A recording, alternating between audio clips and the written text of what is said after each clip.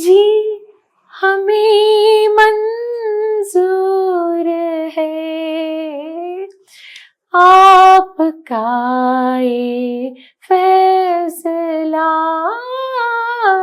जी हमें मंजूर है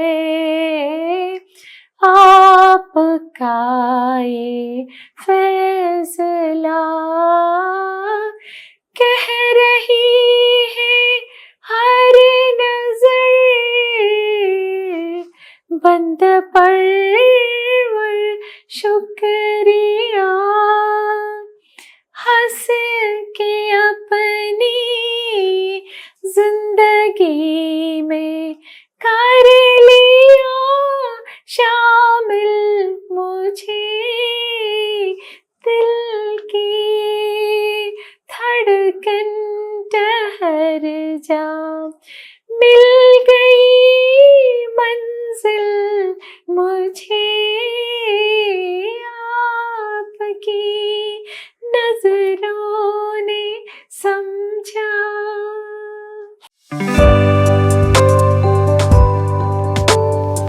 പഠിച്ചതും ഒക്കെ എല്ലാം കോഴിക്കോട് മാങ്കാവ് സ്വദേശിയാണ്.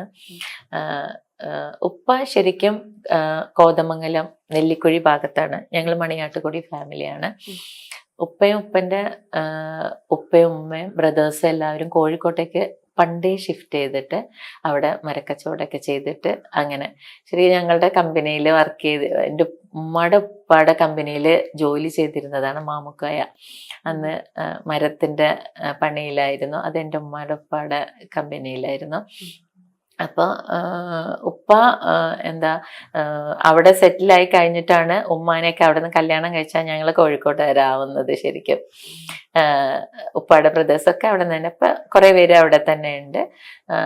അപ്പോൾ സ്കൂള് അവിടെ ആഴ്ചവട്ടം ഗവൺമെൻറ് ഹൈസ്കൂളിൽ ഞാൻ 7ാം ക്ലാസ് വരെ പഠിച്ചു. 7ാം ക്ലാസ്സിൽ നിന്ന് 8ാം ക്ലാസ്സിലേക്ക് എന്നെ ഗണപത് ഗേൾസ് ഹൈസ്കൂളിലേക്ക് മാറ്റുന്നത്. അപ്പം അവിടെയാണ് പിന്നെ 10ാം ക്ലാസ് വരെ പഠിച്ചത്. പ്രീ ഡിഗ്രിക്ക് ഗുരുവായൂരപ്പൻ കോളേജിലായിരുന്നു.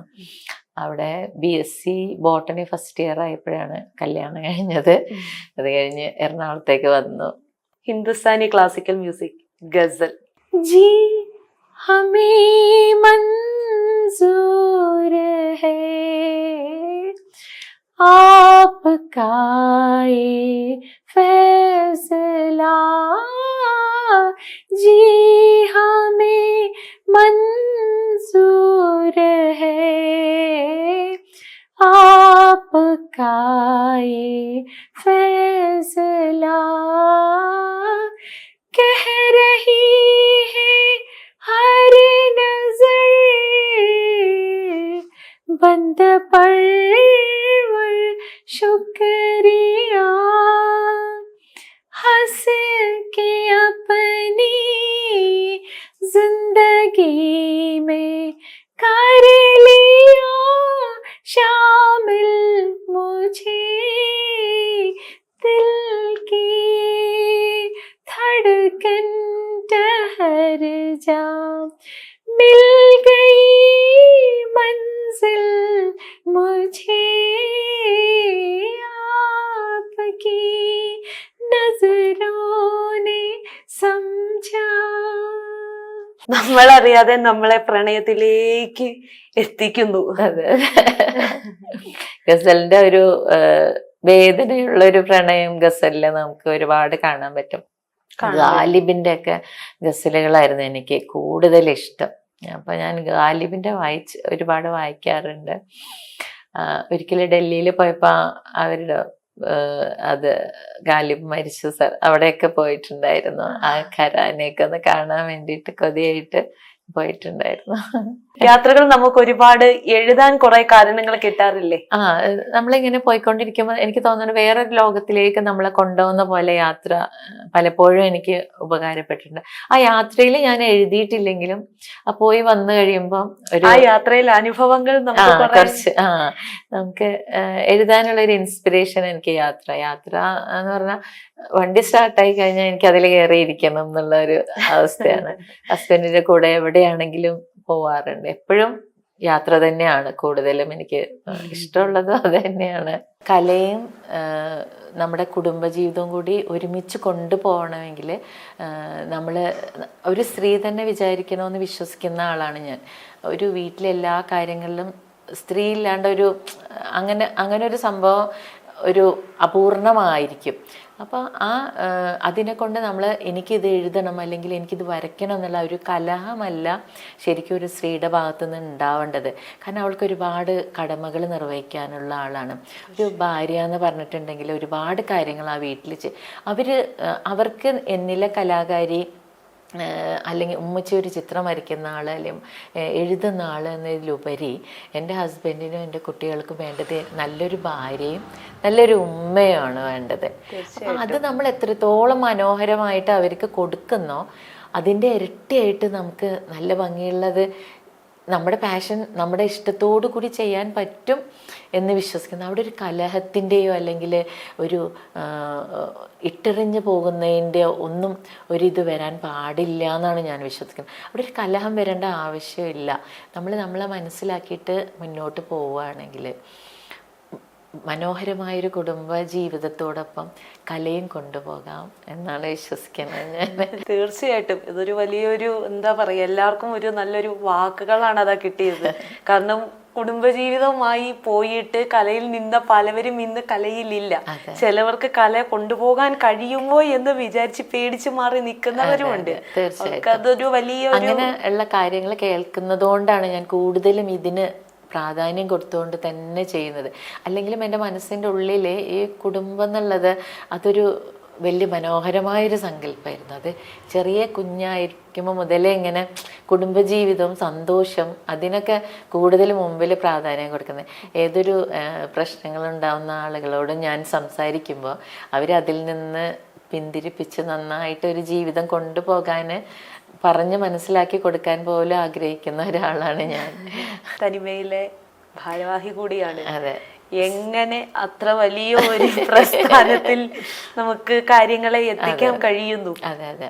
തനിമ സ്റ്റേറ്റ് സമിതിയിൽ ചിത്രകലാ സംഗീത വിഭാഗത്തിൻ്റെ സെക്രട്ടറിയാണ്. അതിൻ്റെ പ്രസിഡന്റ് ആദം അയ്യൂബ് സാറാണ്.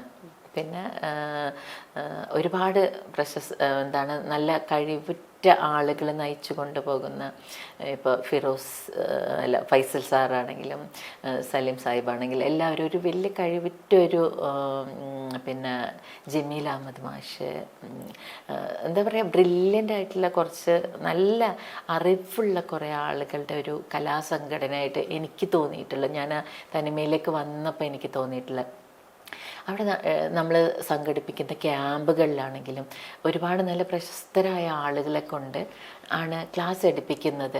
അപ്പോൾ ആ ക്ലാസ്സിലിരിക്കുന്ന ആളുകൾക്ക് കിട്ടുന്ന ഒരു ഏത് സിനിമയിലാവട്ടെ പാട്ടിൽ സംഗീതത്തിലാവട്ടെ എന്തിലും അത് കൊടുക്കാൻ തനിമയ്ക്ക് കഴിയുന്നുണ്ട് എന്നുള്ളത് വലിയൊരു എന്താ പറയുക, എനിക്ക് അവിടെ നിൽക്കുമ്പോൾ കിട്ടിയിട്ടുള്ള ഏറ്റവും വലിയ സന്തോഷം അതാണ്.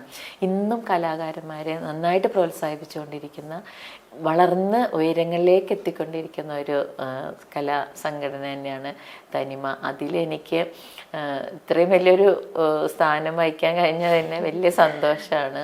സൗണ്ട് സ്റ്റോറി റസൂൽ പൂക്കുട്ടി സാറിന്റെ. അതെ. ദ സൗണ്ട് സ്റ്റോറി എന്ന് പറയുന്ന സിനിമയിലേക്ക് ഞാൻ വരുന്നത് ഒരു ദിവസം ഞാൻ ഫേസ്ബുക്കില് ഇങ്ങനെ എൻ്റെ പേര് മെൻഷൻ ചെയ്തതായിട്ട് കണ്ടു. അപ്പൊ ഞാൻ ആ വാളിൽ ചെന്ന് നോക്കിയപ്പോ അത് മ്യൂസിക് ഡയറക്ടർ രാഹുൽ രാജ് സാറിന്റെ വാളിലാണ് എൻ്റെ പേര് മെൻഷൻ ചെയ്തിരിക്കുന്നത്. അപ്പൊ ഞാനിങ്ങനെ നോക്കിയപ്പോ എന്താന്ന് വെച്ചാൽ ആരെഴുതും എനിക്ക് മനോഹരമായ ഹിന്ദി വരികൾ എന്നാണ് അതില് കൊടുത്തിരിക്കുന്നത്. അപ്പം അതിൻ്റെ താഴെ വിശ്വജിത്ത് മ്യൂസിക് ഡയറക്ടർ വിശ്വജിത്ത് പറഞ്ഞു, ഫൗസിയ അബൂബക്കർ, പിന്നെ ഷെഫിൻ മായനുണ്ട്. ഞാൻ കുറച്ച് മ്യൂസിക് വീഡിയോസ് ഒക്കെ ചെയ്തിട്ടുണ്ടായിരുന്നു അദ്ദേഹത്തിൻ്റെ. പുള്ളിക്കാരനും എഴുതി വെച്ചിരിക്കുന്നത് എൻ്റെ പേരാണ് അവിടെ മെൻഷൻ ചെയ്തത്, ഫൗസിയ അബൂബക്കറിന്. അപ്പം ഞാനത് കണ്ടപ്പം രാഹുൽ രാജിൻ്റെ ഇൻബോക്സിൽ ഫേസ്ബുക്കിൽ തന്നെ ഇൻബോക്സിൽ പറഞ്ഞു അവർ മെൻഷൻ ചെയ്ത ഫൗസിയ അബൂബക്കർ ഞാനാണ്. അപ്പോൾ ഞാൻ ചെയ്ത് ചാർലിയിലെ ഇതും ഒക്കെ ഞാൻ കുറച്ച് ഉറുദു വരികളൊക്കെ ഇട്ട് കൊടുത്ത പറഞ്ഞ് നിങ്ങൾ തന്നെ എഴുതിയാൽ മതി എനിക്ക് എന്ന്. അതാണ് തുടക്കം. അങ്ങനെയാണ് ഞാൻ ദ സൗണ്ട് സ്റ്റോറിയിൽ വരികൾ എഴുതുന്നത്. ഭാഷകൾ ഇനി വേറെ ഉറുദു അറിയാം.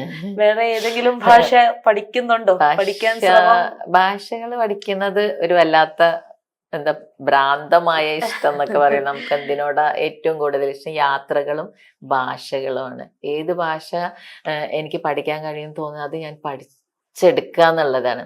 ഇപ്പൊ മലയാളം കൂടാതെ ഇംഗ്ലീഷ്, ഹിന്ദി, ഉറുദു, തമിഴ്, അറബി, ബംഗാളി, ഇപ്പൊ കുറച്ച് തെലുങ്കും കന്നഡയൊക്കെ ഇങ്ങനെ തുടങ്ങി, സംസ്കൃതമൊക്കെ ചെറുതായിട്ട് ഇങ്ങനെ നമുക്ക് പറ്റൂന്ന് തോന്നുന്നത്. ശരിക്കും എനിക്ക് തോന്നിയില്ല മലയാളം, തമിഴ്, കന്നഡ അങ്ങനെ റിലേറ്റഡ് ആയിട്ട് ഇങ്ങനെ. അപ്പൊ നമുക്ക് പഠിക്കുമ്പോൾ കുറച്ചൊരു എളുപ്പം കിട്ടുന്നത് പെട്ടെന്ന് ഇങ്ങനെ പഠിച്ചെടുത്താൽ നമ്മൾ അത് കണക്ട് ചെയ്ത് ചിലപ്പോൾ ഇന്ത്യയിലെ ഭാഷകളോട് നമ്മളിങ്ങനെ അടുത്തടുത്ത് നിൽക്കുമെന്ന് തോന്നിയിട്ടുണ്ട്. ഈ ഭാഷകളിൽ വരികൾ എഴുതാൻ ശ്രമിച്ചിട്ടുണ്ടോ? ഏത് ഭാഷ പഠിച്ചാലും വരികൾ എഴുതണം. അറബിയിൽ കുറച്ച് എഴുതി. നാദിർ ഷാ വേണ്ടി അവർക്ക് വേണ്ടിയിട്ട് യുംന പാടിയിരിക്കുന്നത് ഒരു അറബി ഉറുദു മിക്സ് ചെയ്തിട്ടുള്ള പാട്ട്. പിന്നെ അതേപോലെ തന്നെ അറബി ഉറുദു മിക്സ് ചെയ്തിട്ട് ഞാൻ സാമി യൂസുഫ്, നമ്മുടെ ലോകപ്രശസ്ത സംഗീതജ്ഞനാണ് സാമി യൂസുഫ്. അദ്ദേഹത്തിന്റെ മ്യൂസിക്കില് 2 പാട്ടുകൾ ചെയ്യാനുള്ള ഭാഗ്യം എനിക്ക്. സാമി യൂസുഫ് എൻ്റെ വരികൾ പാടണമെന്ന് ആഗ്രഹിച്ചിരുന്ന ആളാണ് ഞാൻ. പക്ഷെ അദ്ദേഹത്തിന്റെ മ്യൂസിക്കില് 2 പാട്ട് എഴുതാൻ പറ്റി. അത് അബുദാബിയിലുള്ള ഐഷ അബ്ദുൽ ബാസിത്താണ് പാടിയിരിക്കുന്നത്. 2 പാട്ടുകൾ, സുക്കൂനും ദുആയും. സംഗീതം വരികൾ എഴുതുന്നതല്ലാതെ ഉപകരണങ്ങൾ ഉപയോഗിച്ചിട്ടുണ്ടോ? ഉപകരണങ്ങളോടും ഒരു പ്രത്യേക ഇഷ്ടം, മമത പണ്ടേ മുതലുണ്ട്. തബല വായിക്കുക, അത് ഹാർമോണിയം വായിക്കുക, അതൊക്കെ ഭയങ്കര ഇഷ്ടമുള്ള. അതെന്ന് വെച്ചാൽ ഞാൻ ചെറിയ കുട്ടിയായിരുന്നപ്പോ ഞങ്ങളുടെ വീടിന്റെ അടുത്ത് ഒരു കലാസമിതി ഉണ്ട്. അവിടെ ഒരുപാട് യുവാക്കൾ ഒത്തുകൂടിയിട്ട് അവിടെ എപ്പോഴും അവിടെ നിന്ന് മോളിൽ നിന്ന് നമുക്ക് കേൾക്കുന്നത് ഈ ഹാർമോണിയം വായിക്കുന്ന തബലയുടെ ആ ശബ്ദങ്ങൾ കേൾക്കുമ്പോൾ ഉണ്ടല്ലോ ഉള്ളിലേക്ക് അങ്ങ് കയറിപ്പോ. അതിന് വേണ്ടിയിട്ട് മാത്രം ഞാൻ അടുത്തുള്ള ഒരു കടയിൽ സാധനങ്ങൾ വാങ്ങിക്കാൻ പോവായിരുന്നു, ഇത് കേൾക്കാൻ വേണ്ടിയിട്ട്. അന്നത്തെ ഒരു ഇഷ്ട തബലേനോടൊക്കെ. അതൊക്കെ ഇങ്ങനെ നമ്മുടെ ഹൃദയത്തിന്റെ എവിടെയോ ആണ് ടക്ക് ടക്ക് ഒക്കെ അടിക്കുക. അത്ര നമുക്ക് ഒരു കേറുന്ന ഒരു സംഭവങ്ങൾ പോലെ തന്നെയുള്ള ഒരു. അതെ, അങ്ങനെ ഞാൻ ഒരു ദിവസം ആ കലാസമിതിന്റെ മുകളിൽ കയറണം, അവിടെ ഇരിക്കണം എന്നൊക്കെ ഇങ്ങനെ ആഗ്രഹിച്ചിട്ടുണ്ടായിരുന്നു. ഞാൻ ചെറിയ കുഞ്ഞ്, അത്രയും പ്രായം ഇല്ല തോന്നുന്നു, ഒരു കുഞ്ഞു ഉടുപ്പൊക്കെ ഇടുന്ന ഒരു പ്രായമാണ്. എനിക്ക് 1-ലോ 2-ലോ എനിക്ക് ഓർമ്മയില്ല. അപ്പം 4ാം ക്ലാസ്സിൽ പഠിക്കുന്ന സമയത്ത് എൻ്റെ ഫ്രണ്ട് ഉണ്ട് സഫിയ, അവൾ ഓടി വന്ന് എന്നോട് പറഞ്ഞു കലാസമിതിൻ്റെ മുകളിൽ നല്ല പരിപാടി നടക്കുന്നതാണ്. അപ്പോൾ ഉമ്മാനും ഉപ്പാനും ഒന്നും കാണാതെ ഞാനും അവളും കൂടി ഓടി കലാസമിതിൻ്റെ മുകളിൽ കയറി.